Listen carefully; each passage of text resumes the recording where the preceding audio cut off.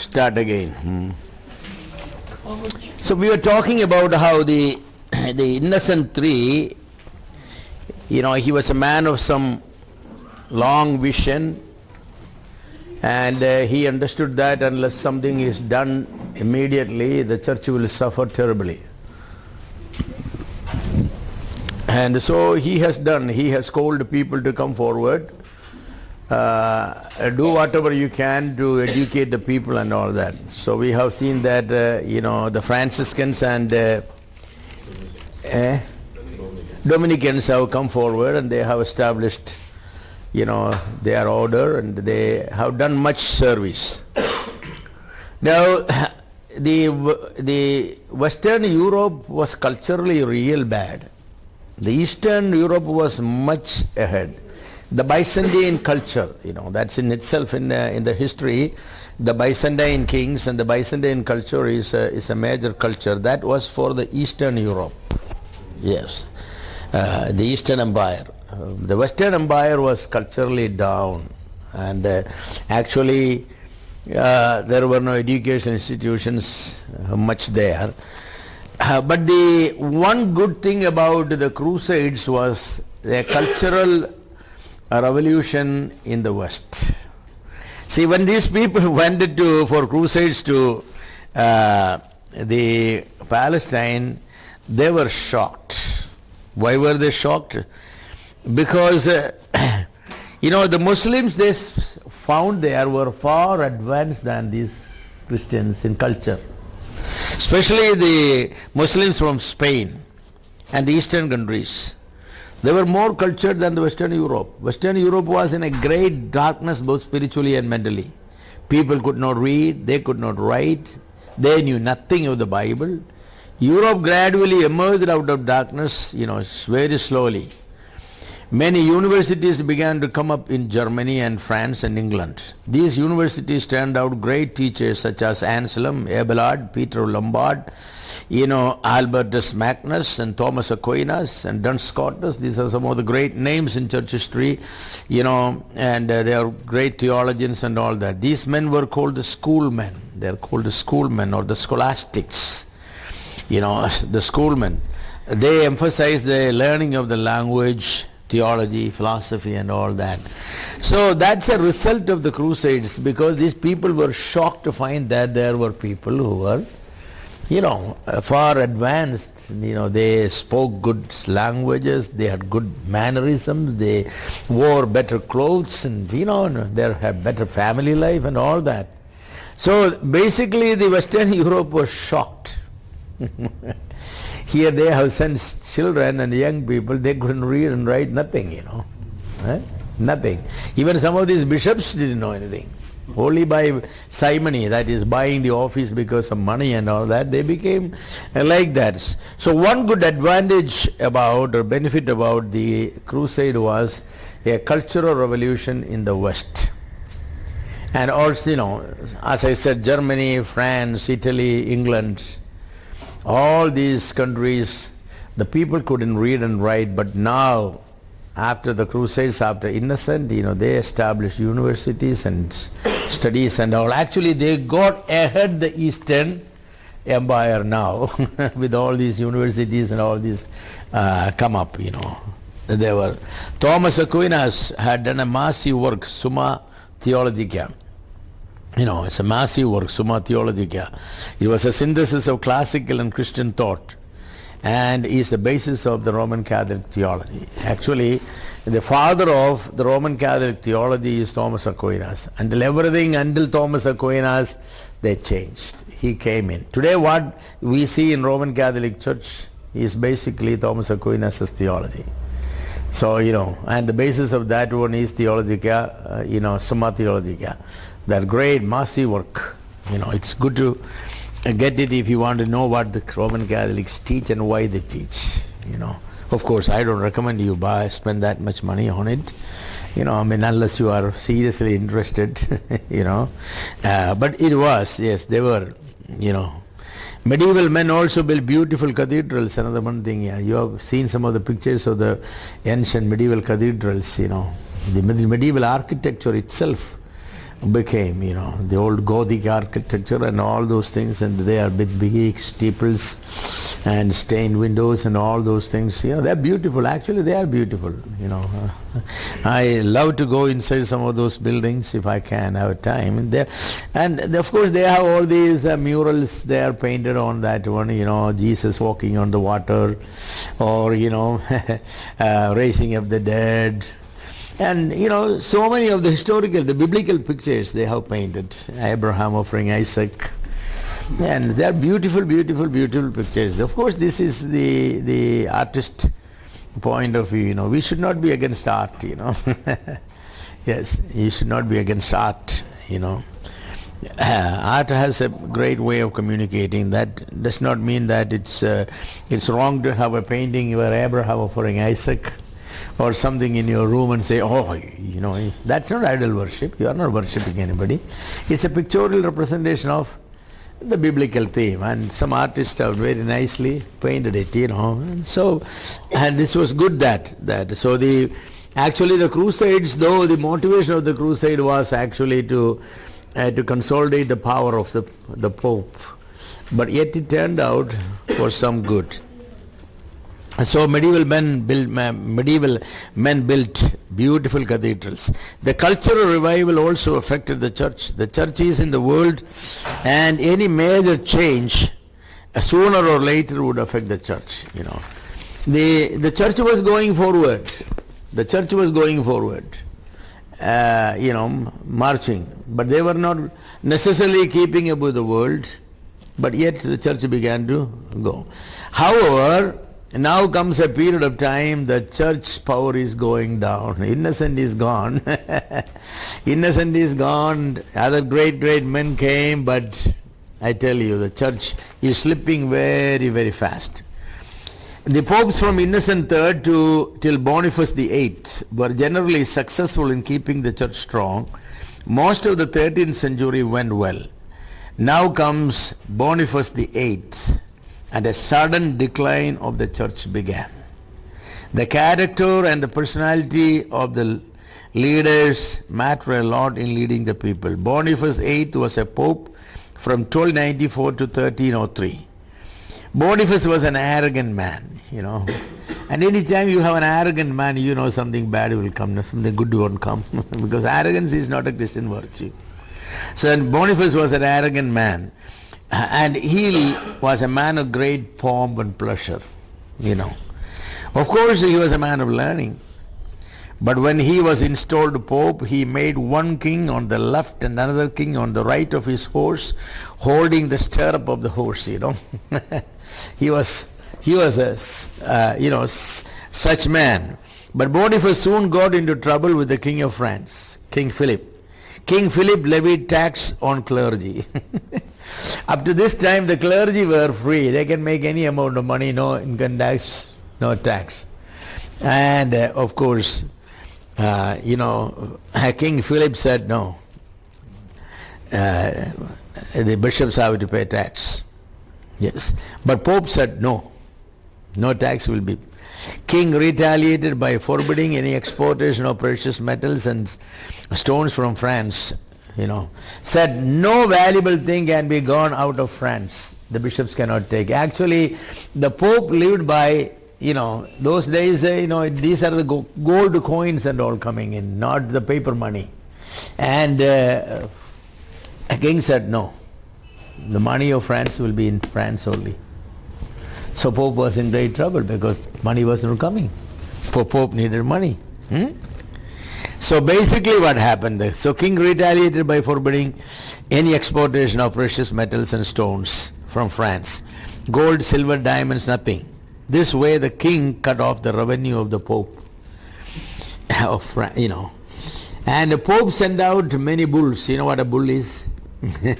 Bull is not the two-horned animals, no. A bull is an official papal pronouncement or declaration, It basically says it's a letter, but not a letter of, thank you, please, and all that. It's called a bull because, the Pope will put his seal. The seal was called a bull. It's a red seal. So when the Pope puts that seal, it's an official, authoritative declaration. He has sent out many bulls. No use. No use. Each bull will be, was rejected. Pope pronounced a ban on King Philip, hoping it would do the same as, Gregory's ban on Henry, but it had no effect. Times have changed. In the time of Gregory, feudalism prevailed, and the nobles were strong. But by the time of Boniface, feudalism had lost its meaning due to the Crusades. The nobles lost their estates for crusades. Now the princes need the support of the king and not the pope. Princes could go on only with the support of the king. The pope has nothing to give them. So pope has nothing to give, but the king had everything to give. The king sent two bands of soldiers to arrest the pope. But the people of Agnani, where the pope was, supported the pope. But the soldiers had beaten up the people very badly. But they could not arrest the pope because people protected the house. He was kept somewhere secretly, so he was not. They could not arrest pope. Boniface was an old man, 80 years. The complete defeat the pope suffered from the King Philip and the ill treatment by the soldiers broke the pope's spirit, and he died in few days. Actually the man returned to Rome, but no pope in later years tried to send out bulls like Boniface. I said, the bulls gored the pope back. They sent out the bulls to gore the king, but the bulls gore the pope. Boniface failed to understand the times. That's what happened. Nationalism has taken upper hand. The king declared, in civil matters, the clergy or the pope has no authority. Don't interfere in the matters of our administration. The king, you just look after your spiritual matters, don't go. Innocent III was everything, he was king over the whole world in everything. He was a pope, but he was the king, the pope. But those days were gone. Those days were gone. So, basically the pope suffered, When the king arrested the pope, of course he could not be arrested only because somebody in some home had hidden him, The soldiers could not go every home searching for this one. But the soldiers have, they destroyed the place, they have beaten up the people, and the poor pope was mentally, emotionally, he was, he suffered very much. The thought of itself that he being dragged by the soldiers and putting in a dungeon or something, it itself, he was a very old man, so he died. Now there is a period called from 1309 to 1376. This period is called the Babylonian captivity of the Roman Church. The Babylonian captivity, because this period lasted for 70 years.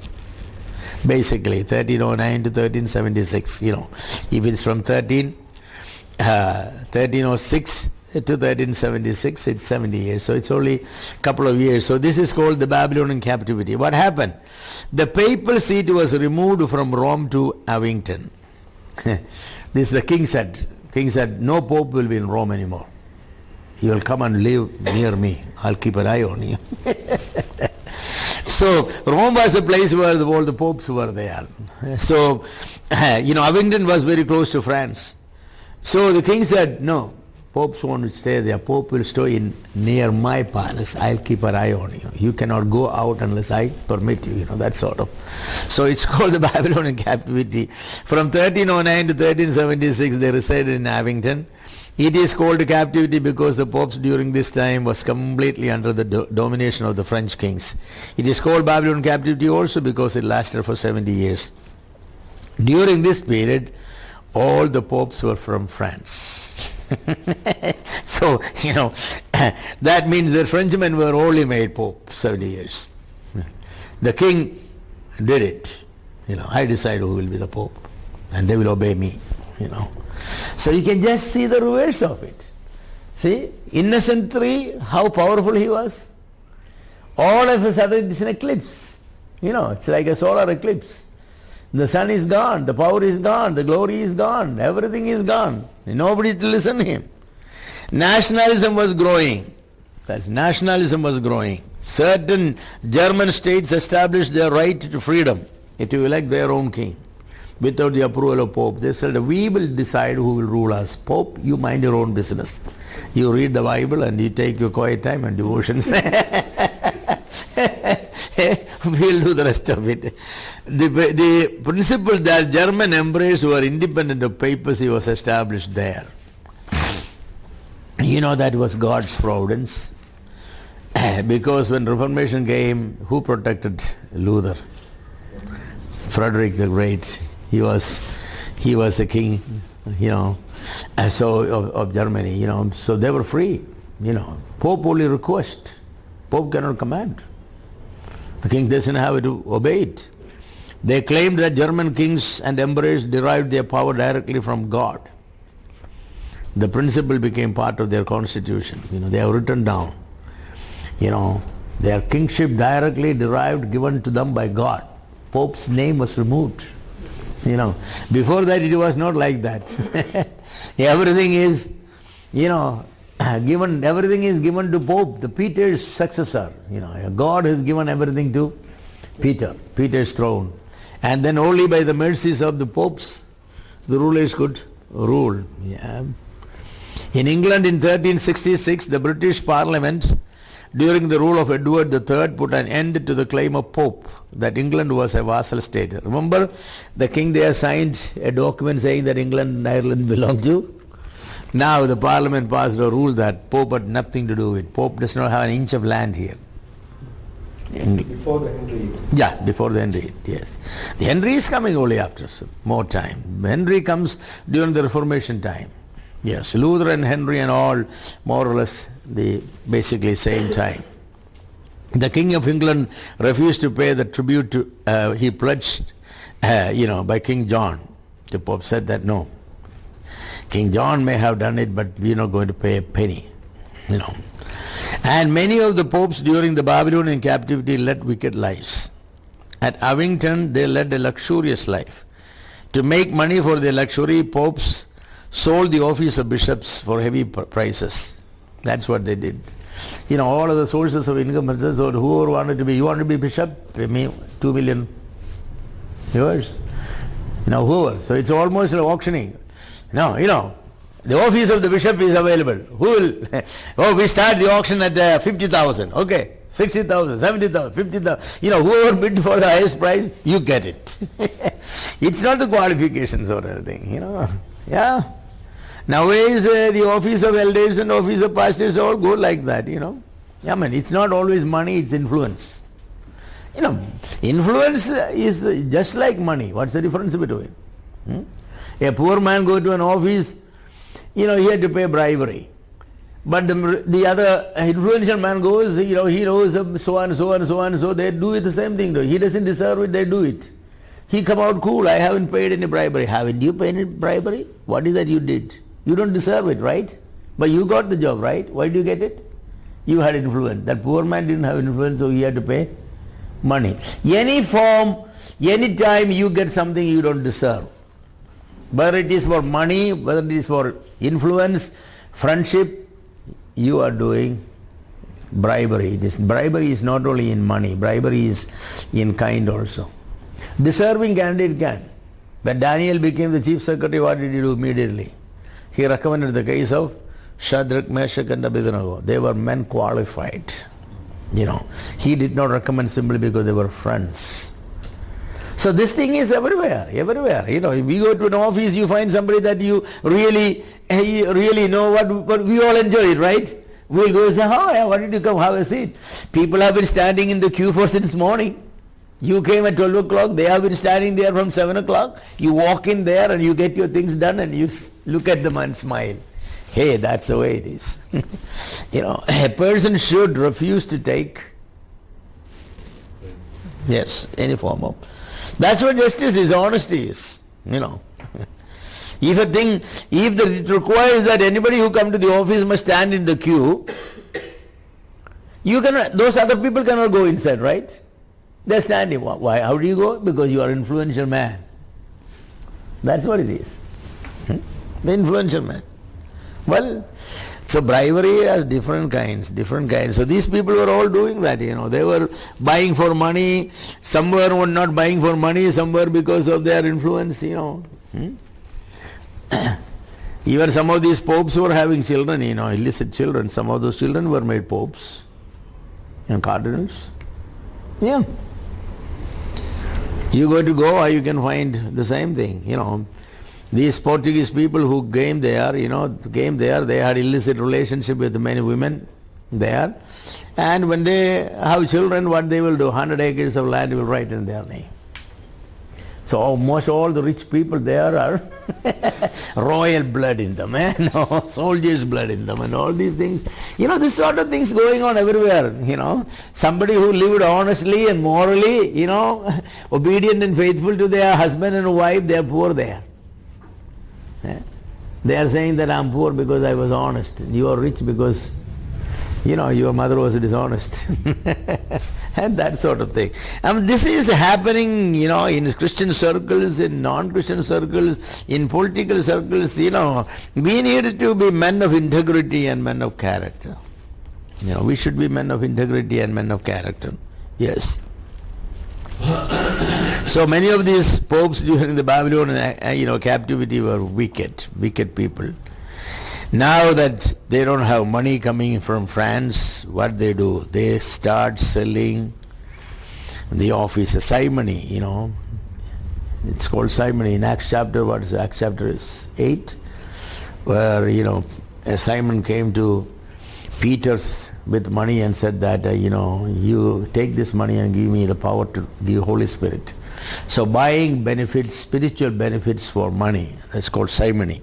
Simony became a big thing, Yes. And these popes and all these people became a burden also to believers because they were demanding money from believers. Many people begin to say and believe that Pope is Antichrist. Those days, people were saying that Pope is the Antichrist, Even now some people say they didn't start here, it started there because they were living like Antichrist living, See, that's a sad thing. When a system so corrupt so that the people who are in the system begin to hate the cream of the system. See that? The people, believers in the system, is hating the leaders of the system, because they're so corrupt, so morally corrupt. You just cannot. So Babylonian captivity caused the papacy very heavy damage. Very heavy damage. Now comes the great division, great schism, 1378 to 1470. 1378 to 1470. The Italians were greatly dissatisfied with the residence of popes at Avignon. They wanted it in Rome. They wanted Rome to be the home of papacy because that's the throne of Peter is there, the old chair of Peter, it's there. So they are not sitting there now, they are sitting on some other chair, okay. So this led to an open rupture between the French and the Italian in 1378. Each party elected a pope. So there were two popes, one in Rome, one in Avignon. This is called the Great Schism, which lasted 1378 to 1417. The popes denounced, excommunicated, anathematized each other. The Pope in Rome will say, cursed is that Pope at Avignon. And the Avignon Pope will say, anathema, go hell. That sort of. So they were excommunicating and, it was a sad spectacle. In 1409, a council was held in Pisa to heal the schism. The council deposed both popes and elected Alexander V as a new pope. But neither of the popes would give up. So result was, now you have three popes.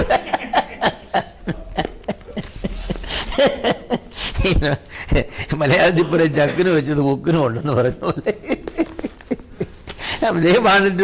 They wanted one pope, so they got rid of the two popes and elected a new pope, ended up three popes.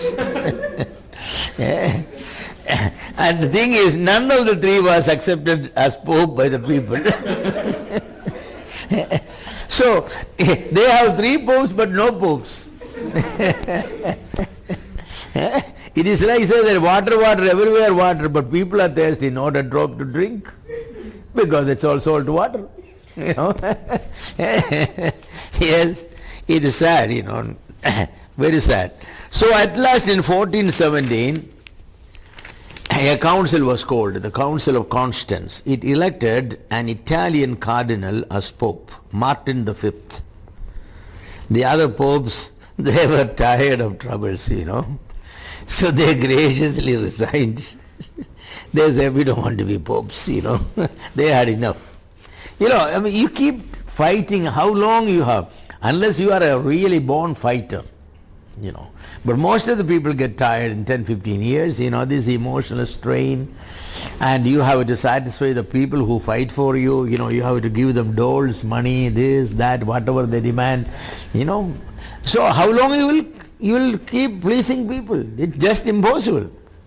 So Martin was elected, and Martin, yes, Martin was a stronger man than the others.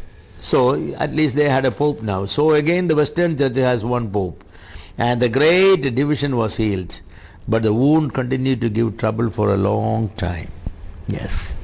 You know, when these things happen, we know that when division come in the church and splits come in the church, schism come in the church, you know what happened? You know, maybe somebody will come and the mediator come and things talked over and reconciliation come.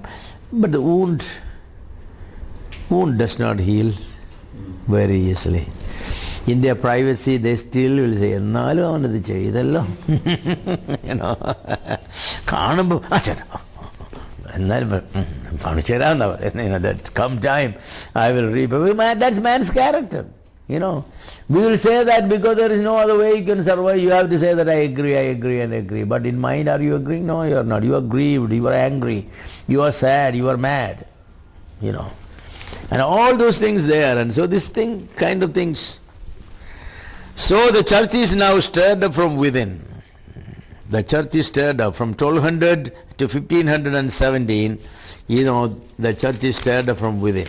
The Holy Roman now faded out. Nationalism is on the rise. Papacy became less powerful. The political structure is chaotic. Papacy has received serious wounds. The unity of the medieval church is lost by the great division. Common people are in confusion. Crusades did much good. Feudalism weakened. Economy improved. Intellectual life of the West improved. Different schools of people came into existence who taught things contrary to church and state, especially the church. You know, when education came, when people began to think, they were not thinking always right. One advantage of keeping people ignorant is you don't have trouble from them. The trouble is they fall in sin and all. But they are not going and coming teach anything because they don't know anything. When people get education, what they do? You know, they sit down and think. One of the things is, you know, they just wanted to have something new. So they are thinking, this Sunday, what could I say something new? You know, because, you know, new things attracts people. And the interesting thing is, the new things are usually wrong things. You cannot say any new thing. People have, the church has been speaking for 2000 years, so you read a portion of scripture and say something new, you know that what you say cannot be correct unless it was already said but then rejected. Now you are reviving it. Completely new, that's impossible.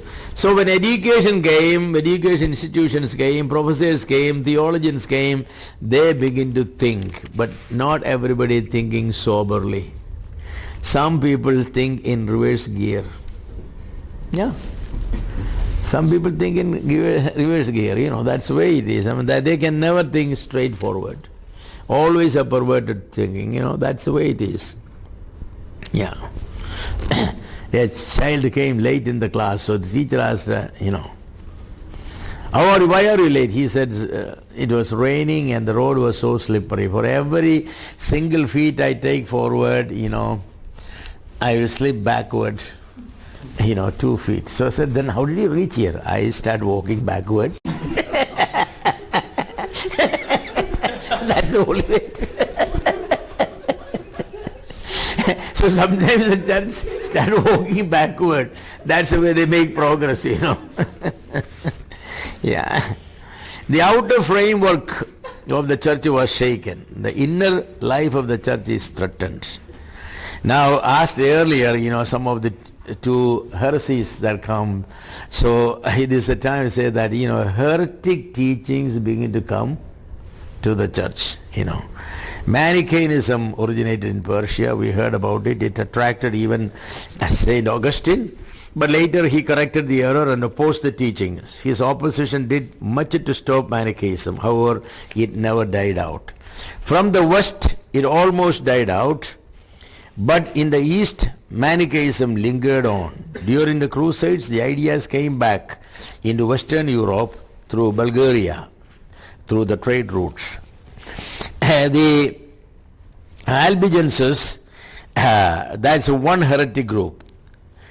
The idea of Manichaeism spread to France. Albi in France became a hot spot for Manichaeism. A new label, but the old content. Albigenses, it's the same Manichaeism, but they have put a new name because, Albi is a place from where it originated. So another name they adopted was Cathari, C-A-T-H-A-R-I. Cathari was also came to popularity. So the Catharis, like the Manichaeans, were dualists. You know what dualism is, don't you? Dualism teaches that there are two kinds of realities. One is a physical reality, the other is a spiritual reality, or matter and spirit. The matter is evil, spirit is good. Who made the matter? There was a bad God, he made matter. There was a good God, he made the spirit. So all that is material is created by the bad God. All that is spiritual is created by the good God. Some of these Albigenses rejected the Old Testament because the Old Testament was bad. It contains a lot of killing and army and, marriage and all these things. They have read it just, Old Testament must be given by a bad God. New Testament, it is given by the good God. Because love your enemies and this and that and all that. So they taught that Christ did not have a physical body because matter is evil.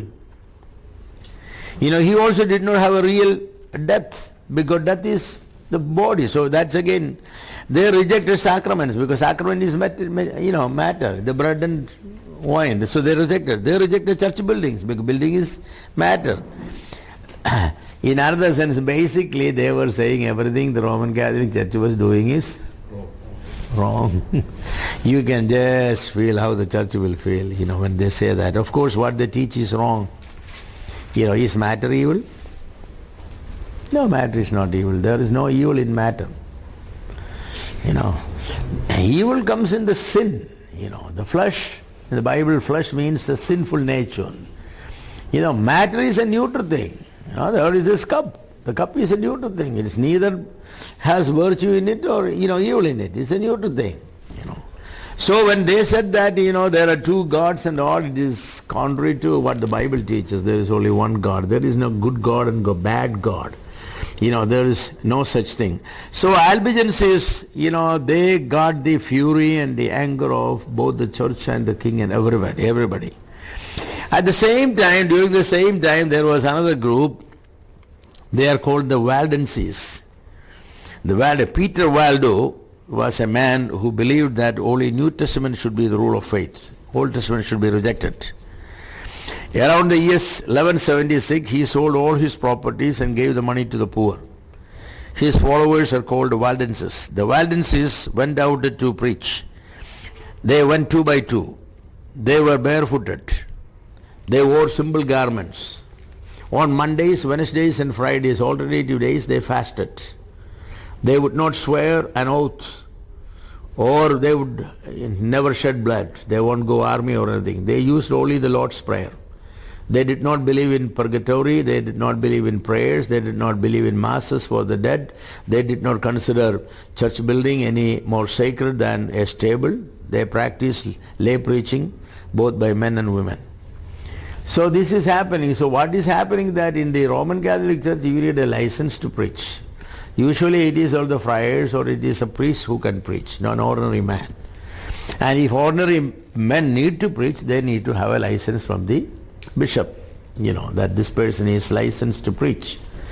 So now what happens, there are men and women going around everywhere and preaching. They have no license, nothing, So they are spreading wrong thing, that Old Testament is not considered Bible, only New Testament. And, so the Waldenses and the Albigenses together, they were making a great hue and cry all throughout the Roman, empire. And, they were becoming parallel authorities, actually, Lot of people were following them, believing them. And those who believed these two groups, they were no more loyal to the Pope and the Church. This is growing up, picking momentum and growth, and an independent group parallel to the Church. So Roman Church was very much concerned. Something has to be done. Yes. So what something? Church resorted to persecution. Indulgences, they were called before the indulgence group, and they tried them, and then they found them guilty and handed them over to the kings who executed them, burned them on stakes, The Albigenses and the Waldenses, they were different. However, the Roman Church felt both of them a serious threat to the Church. The Church pronounced both of the heretics. The Dominicans and the Franciscans orders were organized, to preach against these people. They became armies of Pope. The preaching of the Dominicans and the Franciscans had some success, but not much. The heretics were gaining more ground, so the Church started the Inquisition with the Dominicans in charge. It's very much interesting that the weeds grow faster than the good cultivation, always. So, people are already sick and tired with the Pope and bishops and all their luxury life and this and that and all their money is always constantly taken, and all that. That's when it came, and these people are leading poor life. They are not amassing money. They sound more honest, simple. And for the people, they have never seen Old Testament or New Testament.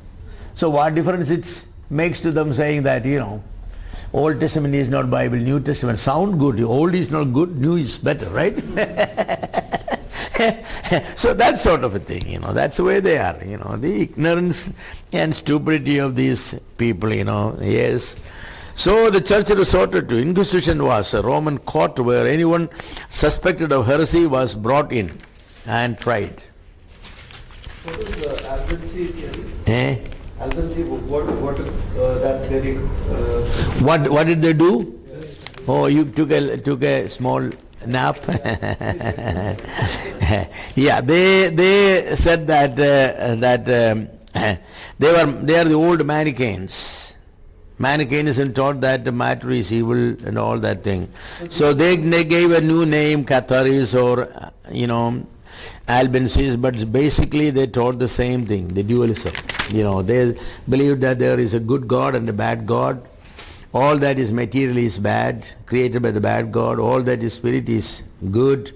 Some of the Albigenses rejected the Old Testament. They considered Old Testament, work of the evil gods. Some accepted Psalms, of course, because Psalms sounded a little better. So they taught that Christ did not have a physical body, because body is evil, matter is bad. He also did not have a real death because, the body, if he didn't have the body, then how can he have a death? So they reject all the sacraments. It is bread, that's matter. It's cup, wine, that's matter again, Church building, oh, that's all stones and mortar and all, that's bad, So the Church found them heretics. They are also very much similar, but they were not the Manichaean group. Their point was that the New Testament is the only thing acceptable, Old Testament is not. And people should live simple, poor life, That's what basically they were. But they were a threat, but they fasted, 3 days a week they fasted. They will not swear, they will not take an oath. These teachings were going on. Was the original teaching of the Bible, salvation by faith? Oh, no, salvation by faith is all gone. That now Luther has come to bring it back. People never heard about salvation for the first time. Faith, they didn't know what it is. Of course. Yeah. So, those things we are not up there. They are all lost. They are all lost. This is ignorance. The records are not there. They must have been there. Probably the records are not there. Yeah, they must be there in the Bible, but the Bible was kept away. That's one thing Constantine did. He said that the Roman Empire will not be ruled by books written by fishermen. I know administration. I got MBA from University of Rome. He said that. So he organized everything, entirely different. The whole administrations and everything was completely different. So Bible was not referred to anybody. Some people personally didn't possess Bible because it was very expensive for one thing. So only the bigger churches will have copy. The churches will have copy. That's it. And that nobody was using. What is the use of that book? Just like say Bible, what is it? That's a book that you keep under the pillow. So that devil will not come in the night. That sort of, that's just, people used to say, they didn't know what was Bible, honestly. Now everybody knows Bible. Everybody knows Bible because, for so many reasons, basically because of the Reformation. Even the Bible that was there, people could not understand it. It was in the Greek language and all that. Most of the original New Testament, the translation came, but very few. So, people were not able really to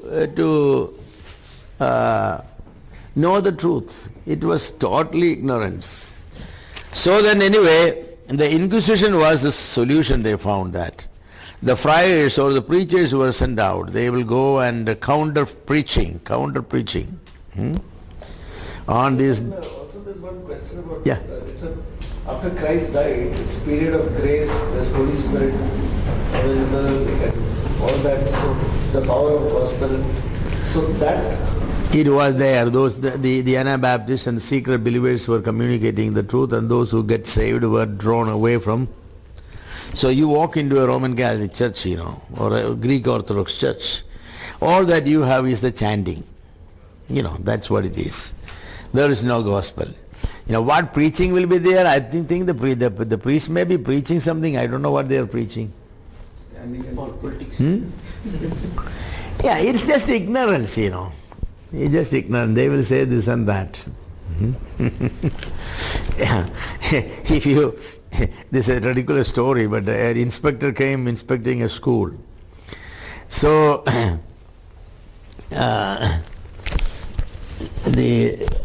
asked the student to answer some question, and so he gave the answer. He said electricity. Electricity. So he asked the teacher, why the child is saying electricity? So the teacher said, the capacity of the children is very low. The capacity is very low. So inspector went to the headmaster and said that the child is getting electricity, the teacher said capacity. So what is this? So the headmaster said, Sir, publicity don't give much publicity. So, the ignorance is all these people are what they are teaching, ignorance. That's what. Teacher was teaching the wrong things, the child was saying the same thing. Why the teacher, child, the headmaster was saying the same thing, So that is what all these preachers were doing. They were just saying nonsense. They didn't know what to preach. So they will be saying that, you should not fight each other, you should be loving each other, you don't commit adultery, you have to come to the church and all. They have never read the Bible. You ask them really who Jesus Christ is, I will be surprised to know that they don't know who Jesus is. They know that Jesus is Son of Mary and all that, but He is God, He is man, He is the second person of Trinity and all those things. I don't know how many of them will say it. We don't know. So, preaching was going on. Yes. The Albigenses and the Waldenses, they were all doing, converting people, a lot of Albanese and the Waldenses are different. However, the Roman Church felt both of them same thing. For them, they all put them all together. Actually, the Waldenses were not necessarily, teaching the same thing as the Albanese were teaching. Albanese were from the Manichaeism. These people, true, they did not accept the Old Testament as and this and few things, but they were basically not necessarily, they are not taking oaths and all that. What is wrong in not taking oaths? And or they did not believe in purgatory. Well, that's a right thing. And they didn't believe in prayer, masses for the dead, prayer to the saints. Basically, these Waldenses were right. They called them heresies. But these people were not heretics. But anyway, the Dominicans, called them before the Inquisition, and they found them all guilty, asked them to recant and repent, but no repentance, no recanting. So Inquisition, that's what it is, Inquisition. The friars will question them. If the right answer is not given, and if they don't recant and repent, they will recommend their name for burning. Yes, and they will send out to the king, whatever country they live in. So a lot of people were burnt.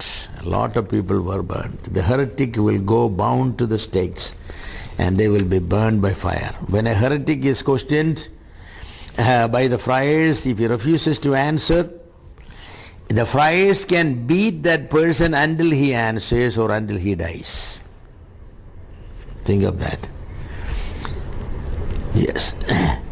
So they had such amount of power. So they will have whips, they will ask, so if they don't answer, they will whip until he answers. Some of them died just by those whipping.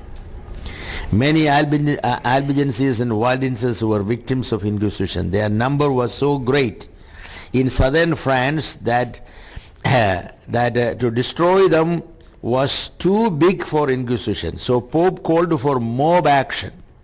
He recommended people just come with stones and stakes and all that and kill these people, because their number outnumbered. Sometimes the whole village, the whole city was completely converted to them. And so Pope had no way of arresting everybody and bringing them before, the Inquisition board. No. So it's, he incited the people. People marched against them and just killed them. For 20 years, blood flowed like water. What was beautiful cities and villages in France now lay waste. It was terrible. The Waldenses took shelter in high valleys of Alps. The Alps mountains are very high, and they took shelter. It said that they still live there even today, those people. They're children. At the time of Reformation, they accepted their teaching and became Protestants, the Waldenses. And they broke away from the Roman Catholicism during the Middle Ages. The Waldenses are the only group survived to the present time. Others were all destroyed. They were completely exterminated, And it's very, very difficult, very difficult. So now the seeds of Reformation is being sown. That we'll take next time and next week when we come together. The Reformation. John Wycliffe, that great man, the morning star comes in. John Wycliffe has organized, and he has recruited people who are called Lollards, the traveling preachers. He taught them the Bible, the true Bible, and asked them to go and preach. The Pope wanted to reform the people, but what they wanted, they didn't want the people's wrong doctrines to be corrected. They only wanted the people's, moral actions to be better. Actually, what Pope wanted, people will be more faithful and true to the church, so that money will be given whenever asked. That's what it is. If you do that, whenever the circular comes, so many lakhs of money need to be donated by this church. If you give it, you are good. If not, the problem. But the thing is, those who have already heard the the messages preached by these so-called heretic groups, they are not going to give money. Because these people are preaching from the New Testament. The friars they have not seen the New Testament. What will they do? So it was a battle of the Bible against the Bible. And Reformation won. Yes, but Reformation had excesses and failures too.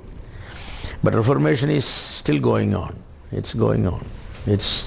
I don't think it will be complete until the Lord comes back. Means, I don't think the church will ever go back to the apostolic days in all areas. It will be very difficult because the influence of the world upon the church is so great. If we ask the church to come back to the apostolic purity of life, their view on materialism, view on the worldliness and all these things, you come back to the apostolic days, how many people will take it? So we have what we call halfway. Doctrinally we will come back. Doctrinally we will come back. There are a lot more doctrines to come, I'm definite that. I'm not a person who will say that we have learned all. No. The Lutherans thought that they have found the truth. No, but they didn't found the truth. Then the Presbyterians thought they found the truth. No, they didn't find the truth. And then came, one by one, they came. Everybody claimed that we got the truth. No. Did we get the truth all? No. The truth all not gone. We got part of it. Now, God willing, somebody from our midst, God will raise up. I'm sure that. And He will come forward with more truth. How we respond to it, that will decide. If we accept what they teach and examine the Bible and say, hey, that's the truth, then a new denomination, a new group will not come. If we say that, oh, our fathers did not teach us this one, so we excommunicate him, he will go and start something. Exactly that happened all through. That's going to happen. Or the only way you can stop it is, you always, when somebody from our midst teaches something that is different, immediately don't judge it heresy. Listen to it. Let all the elders and all the workers and all come together and let him teach it and examine it. We have counter questions and discussions, and if it is found wrong, he has to correct. If it is found correct, we have to accept it. Then that becomes the teaching. If the church does not have that sort of a freedom, then the church will cease to be a church, it will become a denomination. Because you are locked in the teaching of some people. And the sad thing is, every teacher wants his teaching to be. No, we should question ourselves. There is no inherent teacher. I believe what I teach is correct, but if somebody will show me I am wrong, I'll accept it. I'm not infallible. Who is infallible? So that sort of an openness we must have. When we are not willing to open it and listen, it's wrong. It's wrong. So it's a danger that, you close, you make fences all around and don't allow the truth to come in. That's what happened to Roman Catholics, the Orthodox, the Baptist, the Brethren, the boxing group, every group. And I honestly believe that won't happen to us. But if it happens, it's sad. So, Reformation is progressing, going. It's going, God help us. That's all I'll pray. Okay, thank you. Yeah, you have questions, definitely.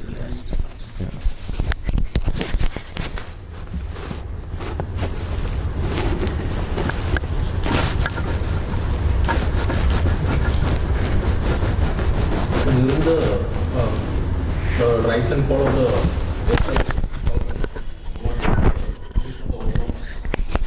the Orthodox Church, I said in 1045, the division has taken place completely. The Eastern Church and the Western Church. The Eastern Church continued as it was. Whatever they believed, it didn't undergo any changes. The Eastern Church never had a Reformation. There no teacher came up. What they believed, they believed. So the Orthodox Church, the little divisions like the Jacobites and the Orthodox, or some minor divisions, for example the Coptic Church, which is or the Greek Orthodox, the Russian Orthodox, the what they call the Baba come now. Where is he from? Visiting India now? Antioch, Syria. The anti-Syrian Orthodox, and there were, Orthodox Church. Every country had Orthodox Church, but basically they all believed the same thing. The minor variations, but basically they all believed the same thing. But the Reformation came in the West because the West was completely in darkness. No education, nothing. So what happened when the Renaissance came? You know what Renaissance is? The Renaissance came, Navothanam. Renaissance came, people began to learn Greek, Hebrew, the classical languages, Latin and all. So they began to read many of the writings of the fathers, church fathers and all. They were, able to. And they started reading the original Bible, the Greek Bible and the Hebrew Bible. For example, Erasmus, one of the great, one of the last men of the Renaissance period, one of the last scholastics. And Thomas Aquinas, a lot of people came with new ideas, new studies and all that. So West undergone changes. Even the Roman Catholic Church itself has completely overhauled their beliefs and teachings when Thomas Aquinas came. A lot of things they changed. Not any major things, but the way why they believed some of the things believed, Thomas Aquinas interpreted differently. So that sort of changes were there. So in the West a lot of Reformation changes came, but the East never.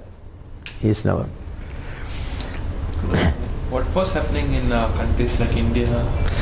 Hinduism was here. China, what was Confucianism, what was Shintoism, what was in China? Was India part of that Eastern? Yes, India was part of the Orthodox movement. Yes, then the Roman Catholicism in India is a new thing. The first Roman Catholic to come to India was Vasco da Gama. 1498. He was the first one. Before that, no Roman Catholic came. So it was all Orthodox. Then the Portuguese came. The Portuguese by force converted. The Kun and Kur Satyagraha and all the history says that they were by force, because the Portuguese had the bishop and the army, the general. So the bishop will call the Orthodox priest and all come for a meeting. Okay?